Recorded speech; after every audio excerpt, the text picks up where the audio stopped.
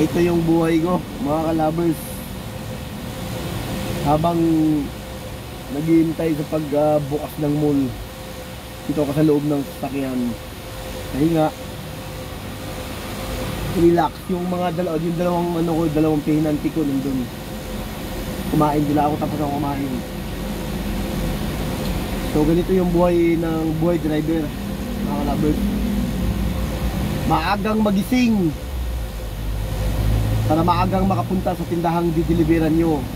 Kasi kapag katatanghaliin ka rin naman, tanghali ka na marireceive, ang dami nyo pang tindahang dinideliveran. Tulad ngayon, 8 tindahan yung kailangan naming dideliveran, no? So dapat talaga hindi pwedeng ma-delay kasi baka abutin ka ng cut-off. Minsan nga, mga kalabers, sa sobrang habol namin sa oras, minsan makalimutan ko naman ng halian. Makakalimutan ko kumain ng halian, no? Tapos pag uwi ko ng bahay, magugulat ako, nahihilo ako, nanlalambot, dala na yung pagod. Pagod talaga pag nag-drive ka, lalo na kung traffic, nakakapagod sobra. Buong katawan mo pagod. Pag uwi ko ng bahay, uupo lang ako, magugulat ako, magigising ako alas 9 na ng gabi, alas 8, dahil sa sobrang pagod, mga kalabers. Sobra. Doon sa mga driver, no? Yun sa mga driver na tulad ko, yan, alam niyo yan kung anong pagod natin, mga kalabers, no? Pagmamaniho.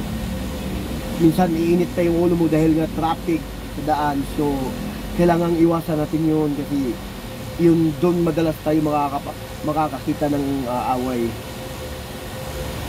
Iyon, araw-araw kong ginagawa yan. Magising ako ng alas 4, aalis kami ng warehouse 4:30. Madilim pa lang para walang traffic. Pagdating doon, nasa tindahan na di-deliveran nyo, pwede ka namang matulog doon, pwede ka mag-relax tulad nito habang hinihintay mo. Kasi ako, pagdating ko rito, hindi naman ako talaga na nagbubuhat na yung dalawang pahinanti ko lang. Sila lang, pinapabayaan ko na sila, trabaho nila yun Ako tapos na ako sa trabaho ko, nag-drive sila. Yun. So yun, may oras din ako makapagpahinga. Pagkatapos nito, punta na naman kami sa tindahan para doon naman kami i-deliver. So yun, hindi mo maiwasang magutom, pagod talaga pag driver ka. Yun yung routine ko sa araw-araw, mga kalabers. Araw-araw yan, magising ng maaga. Parang ako aswang agang-aga magising. So ayan, mga kalabers, yun yung buhay ko. Buhay ni Davido Pulison, Loverboy. Yung Loverboy nyo. So yan yung buhay natin. Kailangan natin magtiis, no? Para sa ating pangarap. So I love you all. Sa tulad followers ko, I love you all, mga kalabers. Ingat lagi, God bless sa inyo.